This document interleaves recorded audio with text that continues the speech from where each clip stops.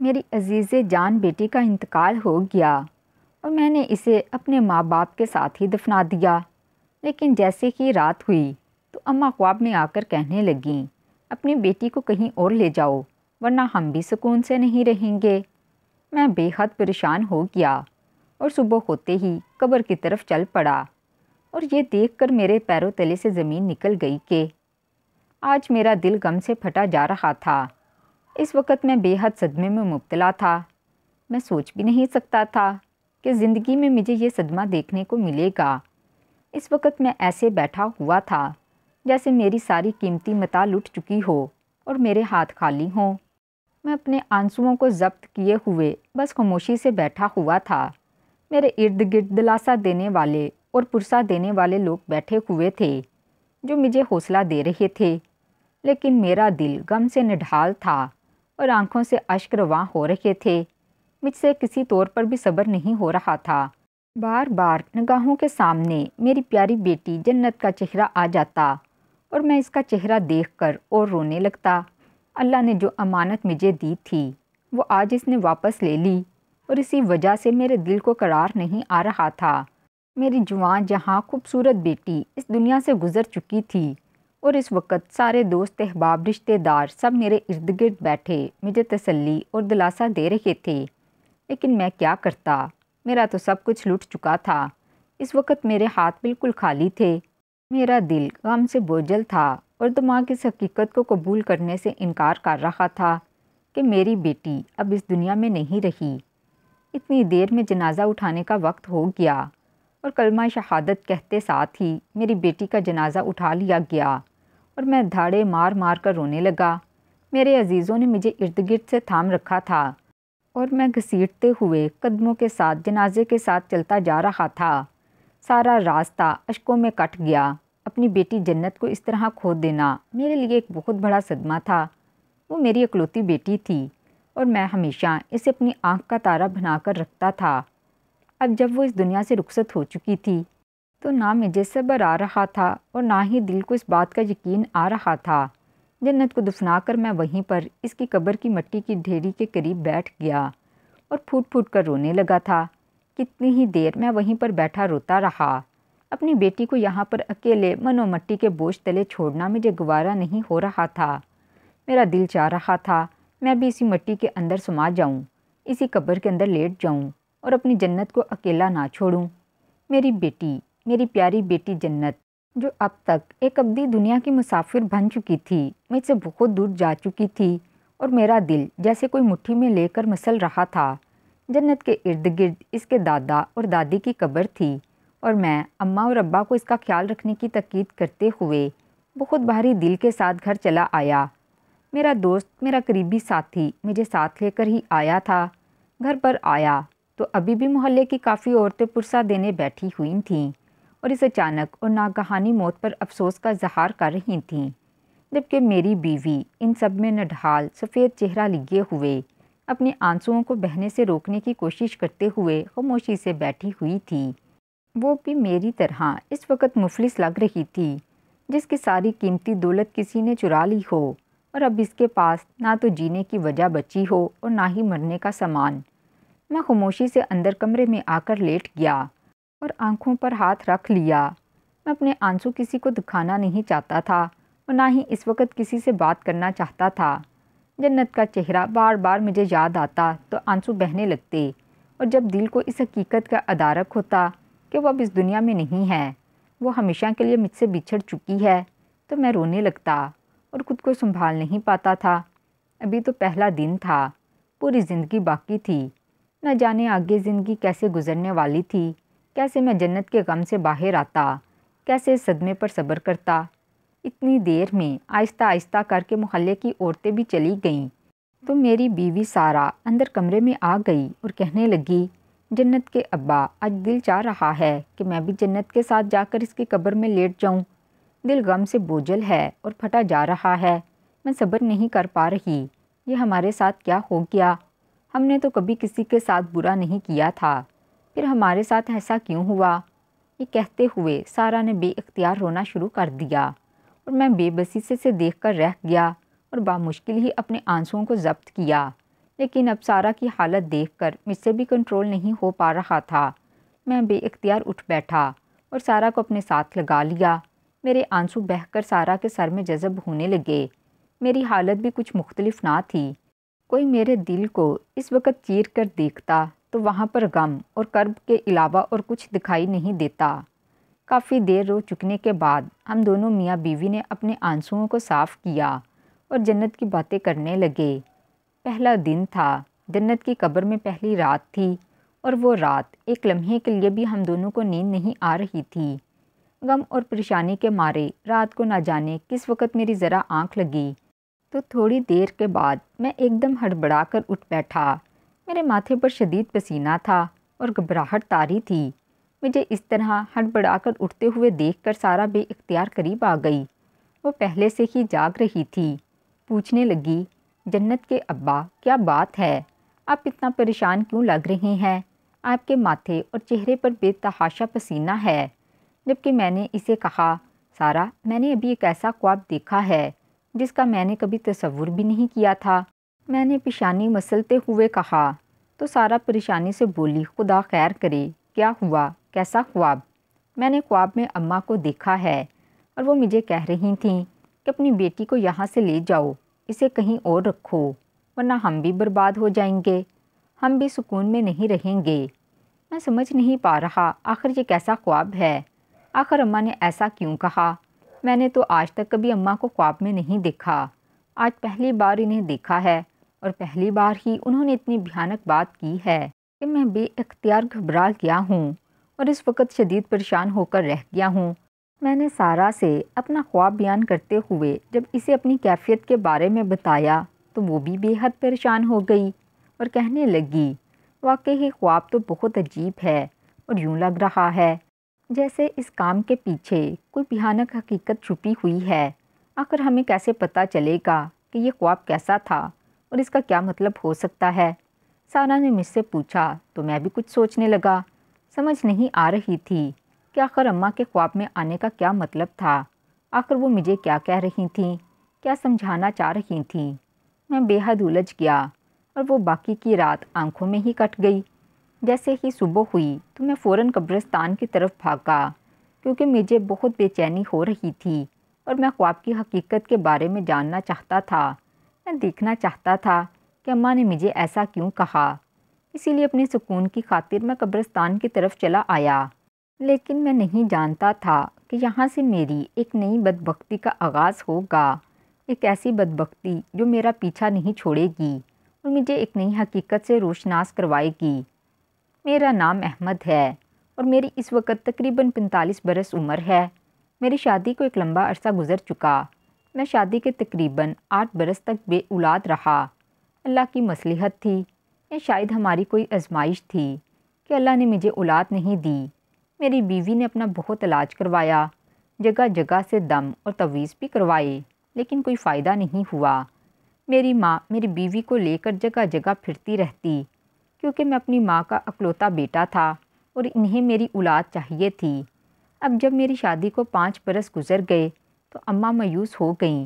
وہ بار بار مجھے دوسری شادی کے لیے کہنے لگتیں، لیکن میں سارا سے محبت کرتا تھا اور کسی بھی صورت اس کے اوپر سوکن نہیں لانا چاہتا تھا، ایسے دکھ نہیں دینا چاہتا تھا۔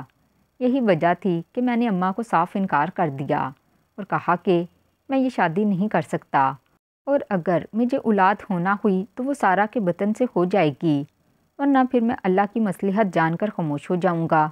لیکن وہ میری ماں تھی۔ میری یہ بات سن کر تڑپ اٹھی اور مجھے سمجھانے کی بہت کوشش کی۔ تبھی میں نے اماں سے کہا کہ وہ کچھ عرصہ رک جائیں، اگر سارا کی اولاد نہ ہوئی تو میں اس کے بارے میں سوچوں گا۔ لیکن در حقیقت میں نے اماں کو صرف ٹالا تھا۔ میں انہیں ٹال کر اپنے لیے کچھ وقت لینا چاہتا تھا کہ شاید اللہ مجھ پر کرم کر دے اور مجھے اولاد ہو جائے۔ تبھی اللہ نے میری سن لی اور شادی کے 8 برس کے بعد مجھے سارا کے بطن سے ایک بیٹی نصیب ہوئی، جس کا نام میں نے بہت شوق اور محبت سے جنت رکھا تھا۔ جنت میری بہت خوبصورت اور پیاری بچی تھی۔ اسے دیکھ کر میں جی اٹھتا تھا، میری جان اس میں بستی تھی۔ میں نے اس کا نام جنت بھی اس لیے رکھا تھا کہ اللہ نے مجھے دنیا میں ہی جنت کی شکل دکھا دی اور میں اس کے لیے اللہ کا بہت شکر گزار تھا۔ اماں بھی خوش تھیں، اولاد تو تھی، بے شک بیٹی ہی صحیح۔ اماں ہر وقت جنت کے ساتھ لگی رہتیں، اس کے ساتھ کھیلتیں، اس کے ساتھ ہنستیں۔ وہ تو جیسے نئے سرے سے جی اٹھی تھیں۔ جنت ہمارے چھوٹے سے گھر کی رونق بن چکی تھی اور ہم سب کی جان اس کے اندر بستی تھی۔ میں اپنی حیثیت سے بڑھ کر جنت کا خیال رکھتا اور اس کی ہر ضرورت اور خواہش کو پورا کرتا۔ خدا کا کرنا ایسا ہوا کہ جنت کے بعد پھر ہمارے ہاں کوئی اولاد نہیں ہوئی۔ ہماری توجہ اور محبت کا مرکز واحد جنت کی ذات رہ گئی تھی۔ جنت نے ہماری زندگی مکمل کر دی تھی۔ آہستہ آہستہ جنت جیسے جیسے جوان ہو رہی تھی، وہ مزید خوبصورت اور پیاری ہوتی جا رہی تھی کہ اماں اسے 7 پردوں میں چھپا کر رکھتی تھیں۔ ان کا کہنا تھا کہ میری بچی کو ایک بار نظر لگ جائے تو پھر وہ کئی دن بیمار پڑی رہتی ہے، اور اماں کی بات سے میں بالکل رضامند تھا۔ سارا بھی ہر وقت اس کے ناز نخرے اٹھائے رکھتی تھی، لیکن میں نہیں جانتا تھا کہ ہماری خوشیوں کی مدت بہت مختصر ہوگی اور ہمیں جنت ایک ایسا دائمی صدمہ دے گی جو ساری زندگی بھر نہیں پائے گا۔ ایسا زخم دے جائے گی جس زخم کا کوئی مداوع نہیں ہوگا، جس کی کوئی دوا نہیں ہوگی۔ جنت 18 برس کی ہو چکی تھی اور مجھے آج کل اس کی شادی کی فکر تھی۔ میں یہی چاہتا تھا کہ جیسی جنت ہے ویسا ہی اسے شوہر ملے۔ جس قدر میری بچی سادہ اور معصوم ہے، اسے شوہر بھی اسی طرح کا ہی ملے جس کی قدر کرے اور ہمیشہ اسے پلکوں پر بٹھا کر رکھے۔ میں نے اپنے رشتہ داروں میں نظر دوڑائی، لیکن کوئی بھی مجھے اپنی بیٹی کے قابل نظر نہیں آیا۔ اسی لیے میں نے اپنی بیوی سارا سے کہا کہ رشتہ کروانے والی سے بات کرو، وہ کوئی مناسب رشتہ دیکھے، ہم جلد ہی جنت کی شادی کر دیں گے۔ میری بات سن کر سارا کا چہرہ ایک دم زرد پڑ گیا اور کہنے لگی، آپ اتنی جلدی جنت کی شادی کر دیں گے؟ ابھی تو میرا دل ہی نہیں بھرا، میں تو ابھی اسے چھوٹی سی گڑیا سمجھتی ہوں اور آپ اس کی شادی کا سوچ رہی ہیں۔ سارا نے ایک دم پریشان ہو کر مجھے کہا تو میں مسکرا دیا، کیونکہ میں اس کی جذباتیت اور محبت سے بخوبی واقف تھا۔ اسی لیے میں نے اسے تسلی دی اور کہا، سارا تم فکر مت کرو، میں صرف جنت کی شادی کر رہا ہوں، وہ ہم سے ملنے کے لیے آتی رہے گی اور ہم بھی اسے ملنے جا سکتے ہیں۔ ویسے بھی جنت 18 برس کی ہو گئی ہے، رشتہ دیکھتے اور شادی کرتے ہوئے 2 سال تو یوں ہی گزر جائیں گے، پتہ بھی نہیں چلے گا۔ میں نہیں چاہتا کہ جنت کی شادی میں تاخیر ہو۔ میں نے 2 ٹوک انداز میں سارا سے کہا تو وہ چپ کر گئی تھی۔ میں جانتا تھا کہ جنت سے الگ ہونے کا دکھ سارا کو پریشان کر رہا ہے، لیکن یہ کبھی نہ کبھی تو ہونا ہی تھا۔ سارا کو اس حقیقت کو اب قبول کرنا ہی تھا کہ جنت رخصت ہو کر اپنے گھر جائے گی، اپنے شوہر کے ساتھ رہے گی اور ہمارا آنگن ایک بار پھر سے خالی پڑ جائے گا۔ ویسے بھی جب سے میرے اماں ابا کا انتقال ہوا تھا، اس وقت کے بعد سے اس آنگن میں خاموشی راج کرتی تھی۔ جنت کی وہ کھلکھلاہٹیں اور شرارتیں جو پہلے اس کی طبیعت کا خاص حصہ تھیں، اب وہ کم ہو گئی تھیں۔ شاید وہ جوان ہو رہی تھی، اسی وجہ سے آہستہ آہستہ سمجھدار ہوتی جا رہی تھی، اور سارا تو ویسے بھی بہت کم بولتی، وہ بہت کم بات چیت کرتی، اکثر تو اس کی موجودگی محسوس بھی نہیں ہوتی تھی۔ میرے کہنے پر سارا نے ارد گرد رشتے کے لیے بات چلائی اور بوا کو خاص طور پر تاکید کی کہ اچھے رشتے دیکھ کر لانا جو ہماری جنت کے معیار کا ہو۔ بوا بھی جنت کے حوالے سے ہماری جذباتیت سے واقف تھی، اسی لیے اس نے کہا، فکر مت کرو، میں جنت کی ٹکر کا ہی رشتہ لے کر آؤں گی۔ لیکن ہمارا انتظار ہی رہا۔ بوا ابھی رشتہ لے کر بھی نہیں آئی تھی کہ ایک رات اچانک جنت کی طبیعت کچھ بوجھل سی ہوئی۔ اس کے سر میں شدید درد ہونے لگا اور سانس گھٹنے لگا۔ وہ ایک دم اٹھ کر کمرے سے باہر آ گئی۔ میں اس وقت صحن میں ہی موجود زمینوں کا حساب کتاب کر رہا تھا۔ اسے یوں گھبرائے ہوئے انداز میں باہر آتا دیکھا تو ٹھٹک سا گیا۔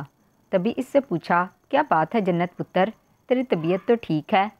مجھے دیکھ کر کہنے لگی، ابا نہ جانے کیا بات ہے، اندر کمرے میں میرا دل گھبرا رہا ہے، اسی لیے باہر آ گئی ہوں۔ میں سوچ رہی ہوں یہیں پر چارپائی بچھا کر لیٹ جاتی ہوں۔ جنت نے کہا تو میں نے فوراً اٹھ کر اس کے لیے چارپائی بچھائی اور اسے لیٹنے کا بول دیا۔ اس کی طبیعت واقعی ٹھیک نہیں لگ رہی تھی، رنگ زرد پڑ چکا تھا اور پسینے کے قطرے ابھی تک ماتھے پر نظر آ رہے تھے۔ وہ رات جنت نے بہت بے چینی میں گزاری تھی اور اس کی وجہ سے میں بھی نہیں سو پایا تھا، بلکہ اس کی بے چینیوں کا حصے دار بن چکا تھا۔ اگلے دن بھی اس کی طبیعت کچھ ٹھیک نہیں تھی، لیکن میں مجبوراً کھیتوں میں چلا آیا کیونکہ فصل کی کٹائی ہو رہی تھی۔ دوپہر کے وقت جب میں کھیتوں میں کام میں مصروف تھا اور اپنی زمینوں کا جائزہ لے رہا تھا کہ اچانک مجھے سارا کی طرف سے پیغام ملا کہ جلدی گھر آئیں، جنت کی طبیعت ٹھیک نہیں ہے۔ میں بے اختیار پریشان اٹھا اور تیزی سے گھر کی طرف لپکا۔ جنت میں میری جان بستی تھی، میں اسے فوراً دیکھ لینا چاہتا تھا۔ گھر پہنچتے ہی سامنے مجھے سارا دکھائی دی اور جب اس سے میں نے جنت کے بارے میں پوچھا تو وہ ایک دم رونے لگی تھی۔ کہنے لگی جنت کی طبیعت بہت خراب تھی، اس کا سانس رک رہا تھا۔ میرے خیال سے ہمیں اسے کسی اچھے ڈاکٹر کے پاس لے جانا چاہیے ورنہ شاید ہم کوئی نقصان اٹھائیں، سارا نے انجانے خدشات سے لبریز لہجے میں کہا تو میں فوراً جنت کے کمرے کی طرف بڑھا۔ واقعی جنت کی طبیعت ٹھیک نہیں تھی اور وہ بے حد کمزور اور نڈھال دکھائی دے رہی تھی۔ ابھی میں اسے شہر میں کسی بڑے ہسپتال لے جانے کا سوچ ہی رہا تھا کہ ایک دم جنت نے ایک الٹی کی اور اس کے بعد وہ پرسکون سے انداز میں آنکھیں موند گئی۔ میں سمجھا کہ وہ سو گئی ہے۔ میں نے اسے پکارا لیکن وہ نہیں بولی تو میرا دل بے اختیار دھڑک اٹھا، تو میں نے پریشانی سے جنت کے ماتھے پر ہاتھ رکھا اور دوبارہ اسے پکارا، لیکن اب کی بار بھی اس نے میری پکار کے جواب میں کوئی رد عمل نہیں دیا۔ میں نے اسے بے تحاشا جھنجھوڑ ڈالا اور بے بسی اور پریشانی کے مارے جنت جنت پکارنے لگا، لیکن جنت بہت دور جا چکی تھی، اس تک میری پکار نہیں پہنچ رہی تھی۔ میں بے اختیار رونے لگا۔ سارا نے بھی سمجھ لیا کہ جنت اب اس دنیا میں نہیں رہی، تو پھر وہ پھوٹ پھوٹ کر رونے لگی۔ نہ جانے کیوں اور کیسے وہ ہم سے جدا ہو گئی، اور یہ بات میرے دل کو ایک بہت بڑا دھچکا دے گئی تھی۔ مجھے یقین نہیں آ رہا تھا کہ اللہ نے اتنی جلدی جنت کو ہم سے چھین لیا۔ وہ دن ہمارے لیے ایک بہت بڑا صبر آزما اور کٹھن دن تھا۔ جنت کو دفنا آنے کے بعد بھی ہم دونوں میاں بیوی خاموشی سے اپنے اپنے غم سے گزر رہے تھے، جب رات کو اچانک میں نے وہ خواب دیکھا۔ اس خواب نے مجھے اتنا بے چین کر دیا کہ دن کی روشنی پھیلتے ہی میں سیدھا جنت کی قبر کی طرف چلا آیا، اور یہ دیکھ کر میرے پیروں تلے سے زمین نکل گئی کہ جنت کی قبر کھلی ہوئی ہے اور اس میں سے میری بیٹی کا کفن زدہ چہرہ دکھائی دے رہا ہے۔ اس کا کفن بھی ہٹا ہوا ہے اور وہ نیم برہنہ حالت میں اپنی قبر میں لیٹی ہوئی ہے۔ یہ دیکھ کر میرا دل مٹھی میں آ چکا تھا اور میں بہت پریشان ہو چکا تھا۔ یقین نہیں آ رہا تھا کہ کسی نے میری بیٹی کی قبر کشائی کی ہے۔ میں فوراً قبرستان کے گورکن کے پاس گیا اور اسے ساری صورتحال بتائی۔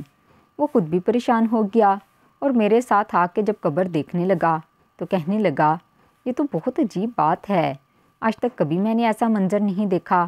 آپ ایسا کریں کہ بچی کا کفن ٹھیک کر کے دوبارہ سے اسے دفنا دیں۔ لیکن میں نے اس کی بات نہیں مانی اور کہا، نہیں، اب میں اس طرح نہیں دفناؤں گا، میں پہلے پولیس کو اس سانحے کی خبر دوں گا تاکہ پتہ تو چلے کہ آخر کس نے یہ حرکت کی ہے اور کیوں کی ہے۔ میری بات سن کر گورکن کہنے لگا، آپ کو پتہ تو ہے پولیس کے معاملات کتنے طویل چلتے ہیں، اور تب تک آپ بچی کو اسی طرح یہاں پر چھوڑے رکھیں گے، یہ بات مناسب نہیں ہے۔ گورکن کی بات اپنی جگہ ٹھیک تھی، لیکن میں اپنی بچی کے معاملے میں کسی بھی طرح کا کوئی رسک نہیں لے سکتا تھا۔ اسی لیے میں نے گورکن کو منع کر دیا اور کہا کہ وہ اسے ہاتھ مت لگائے اور میں پولیس کے پاس جا رہا ہوں۔ میں فوراً علاقے کے تھانے میں چلا آیا اور وہاں پر موجود انسپکٹر کے ساتھ جب بات کی تو وہ بھی یہ بات سن کر پریشان ہوا۔ انسپکٹر اسی وقت میرے ساتھ چل پڑا تھا اور میں اس کے لیے اس کا بے حد ممنون تھا، کیونکہ کسی وقت میں انسپکٹر کے ساتھ میرے اچھے مراسم رہ چکے تھے اور وہ مجھے اچھی طرح سے جانتا تھا۔ اسی لیے اس نے فوراً میری رپورٹ پر رد عمل دیا، مجھے ساتھ لے کر قبرستان چلایا۔ قبر کا معائنہ کرنے کے بعد اور سارے ثبوت اور شواہد کو دیکھنے کے بعد انسپکٹر نے اپنے سپاہیوں کو حکم دیا کہ اس لاش کو پوسٹ مارٹم کے لیے بھیجا جائے۔ آخر معاملہ کیا ہے، کس نے اس کے ساتھ یہ حرکت کی ہے اور کیوں کی ہے؟ اگر کسی نے قبر کشائی کی ہے تو لازمی اس کا کوئی نہ کوئی مقصد ہوگا۔ انسپکٹر کی بات سن کر میرا دل ایک دم پریشان ہو گیا تھا۔ جہاں بچی تھی جسے قبر میں بھی مرنے کے بعد سکون سے رہنے نہیں دیا گیا تھا، میں تو وہیں پر جنت کی قبر کے پاس بیٹھا شدت سے رونے لگا، کیونکہ اب سپاہی اسے قبر سے نکال کے پوسٹ مارٹم کے لیے لے کر جا رہے تھے۔ اس سارے عمل میں مجھے دوپہر ہو چکی تھی۔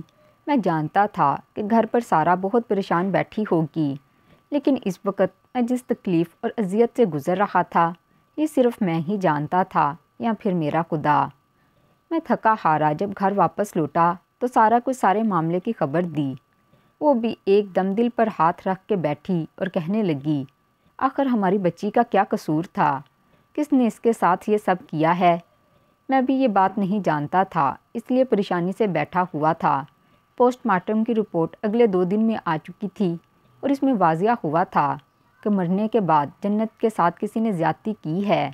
اس کی قبر کشائی کر کے کسی نے اس کا ریپ کیا ہے، اور یہ بات ہم دونوں میاں بیوی کے اوپر بجلی بن کر گری تھی۔ ساری زندگی ہم جنت کی حفاظت ایک پھول کی طرح کرتے رہے تھے اور کبھی اسے ذرا سی بھی آنچ نہیں آنے دی تھی، اور مرنے کے بعد پہلی ہی رات اس کے ساتھ اتنی گھناؤنی حرکت ہوئی کہ ہم ایک دوسرے سے نظریں ملانے کے قابل نہیں رہے۔ میں سوچ بھی نہیں سکتا تھا کہ اس طرح جنت کے ساتھ یہ سب ہوگا۔ اماں کے خواب کا مطلب مجھے اچھی طرح سمجھ آ گیا تھا کہ ان کی پوتی کے ساتھ یہ سب کچھ ہو رہا تھا تو وہ کیسے سکون سے رہ سکتی تھیں۔ غم کے پہلے جھٹکے سے سنبھلنے کے بعد میں نے اس انسپیکٹر سے صاف صاف کہہ دیا تھا کہ مجھے وہ مجرم چاہیے۔ میں اپنی بچی کے مجرم کو یوں آزاد گھومتے ہوئے نہیں دیکھ سکتا۔ آپ جلد سے جلد اس کے گناہ گار کو ڈھونڈیں۔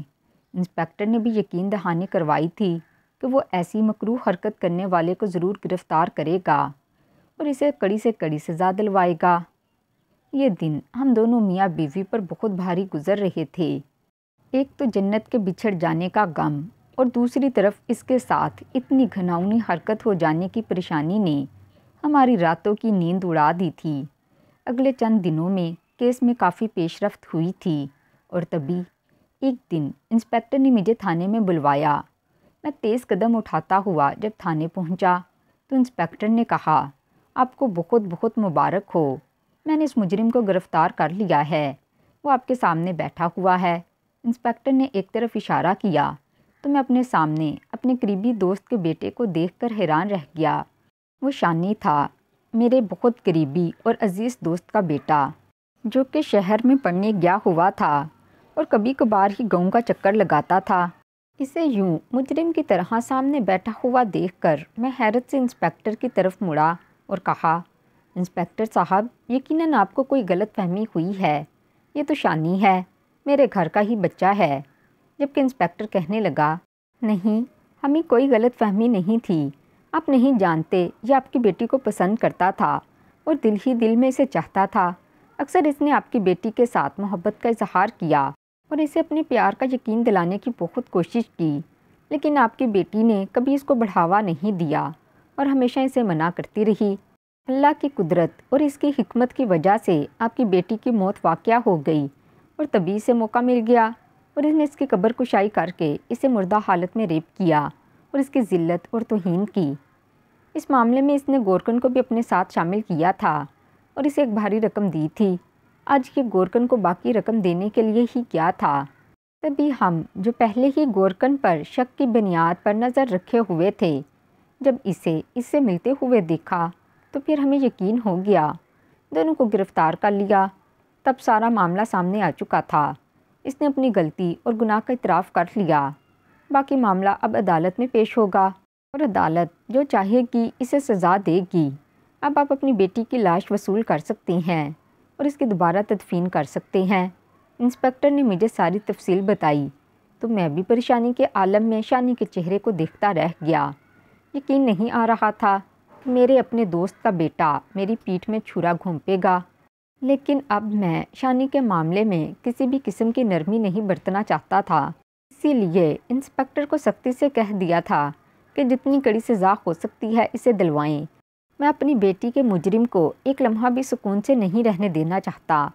جنت کی لاش وصول کر کے ہم نے اس کی تدفین کر دی اور اب کی بار میں نے قبر پکی کروائی تھی، کیونکہ میں نہیں چاہتا تھا کہ دوبارہ کوئی ہوس کا مارا میری معصوم بچی کے وجود کے ساتھ کھیلے اور اسے مرنے کے بعد رسوا کرے۔ ناظرین، کیسی لگی آج کی کہانی؟ اگر کہانی پسند آئی ہو تو کمنٹ باکس میں لازمی بتائیے گا۔ ویڈیو کو لائک اور چینل کو سبسکرائب کر دیں۔ ملتی ہوں اگلی ویڈیو میں، تب تک اللہ حافظ۔